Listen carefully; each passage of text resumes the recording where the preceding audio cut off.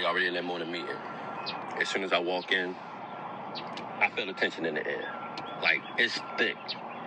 I'm looking around the room. As I scan the room, I see the faces. So I was like, all right, something had to happen or been said to make people look the way they do right now. So they finish the meeting. We go ahead, we head to work. So my guy pulls down on me. Skirt.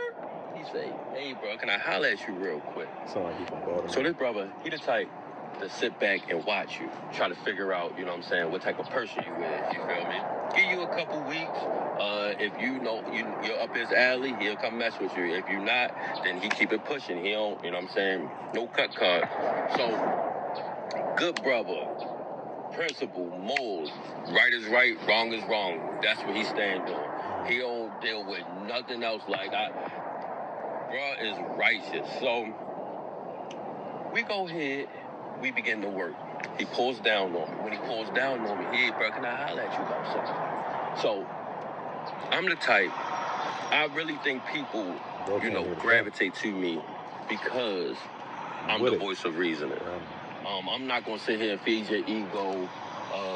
You get into it with somebody or supervisor, manager, and you talking nonsense. You like, hey, well, I swear if I catch him outside of work, this, that, and the third. You know, most people looking for the person that's going to say, yeah, heck yeah, man, go ahead. When you catch him, man, go beat him. Like you know what I'm saying? Stuff him under a car or something. Mm-hmm. Some of the most tragic stuff. But that's not me, you feel me? I try to make it make sense, you know. You lose your job. Think about the people it's going to affect, your family.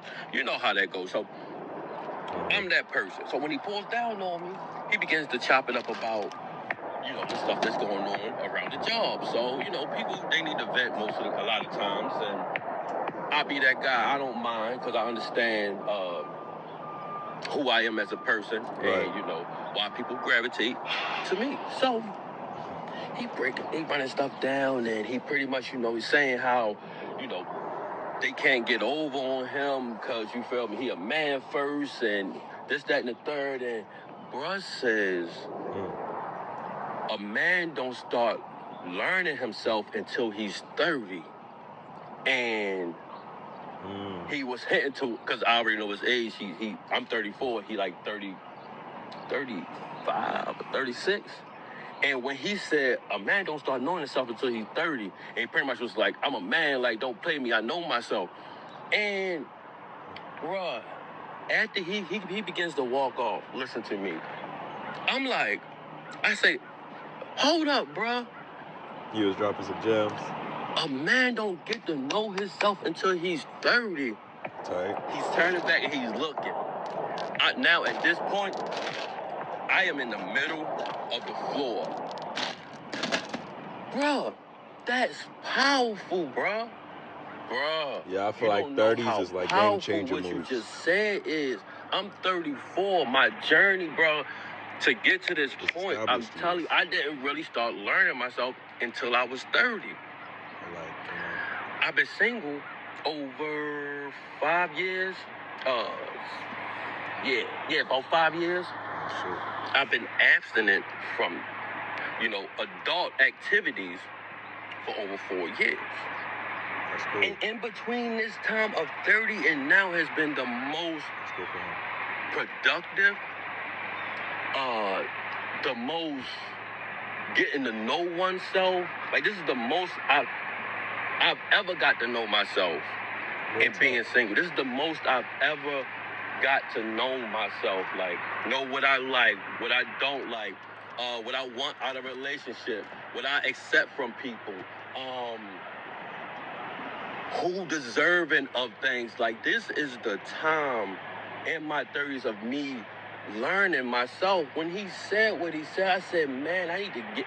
And this wasn't even a video I originally wanted. This is not the content that I wanted to push out today. But I said, man, that just burnt off a hole in my side. Like, you don't start learning until you... And a lot of us, just like the saying, you know, but this will be a whole nother video. Men don't hit that financial peak until 40, 50 years old. Yeah, that's what they were saying. That sounds real. That sounds so true for the simple fact, because of all the success I've gained at being in my 30s, single, and just Getting to the money. grinding and, you know, focused, not allowing things to, you know, take my attention or take me off my path. And, That's real don't talk. get me wrong, like, bro, it's difficult. It's definitely difficult, but when you're, so in your 18s, in your 18, excuse me. In your late teens. You can't mind me, because I'm trying, that banging got my mind a little twisted, but when you 18, shoot, 16 up into your 30s, we spend a lot of time, we waste a lot of time, you know, partying, and now kudos to my young men that actually is ahead of the game, you know. People that don't want to party. A lot of us, we lack the support. We lack the self-love. You know, the father figures and, you know, the people that's supposed to, you know, guide us in the right direction, to know these things. So it might hit us at a later date, a later time, or, you know what I'm saying, a later age. But there's some people who can get the knowledge, they can have a whole support system, you know, whole family structure at home, and it's you know, real solid, and you know, you're gonna have guys that's, you know, trying to catch up, more advanced than others. But that's it for this video. I hope this content helps somebody in any way, shape, form, or fashion that it could. And I'll see you on the next one. Hey, that's real talk. Let me turn this. When it's not always raining. Hey, that wasn't a bad video. I think I'm getting this iPhone thing down. I couldn't really pause it, but I'm gonna get closer to reacting to this thing. That wasn't a bad video.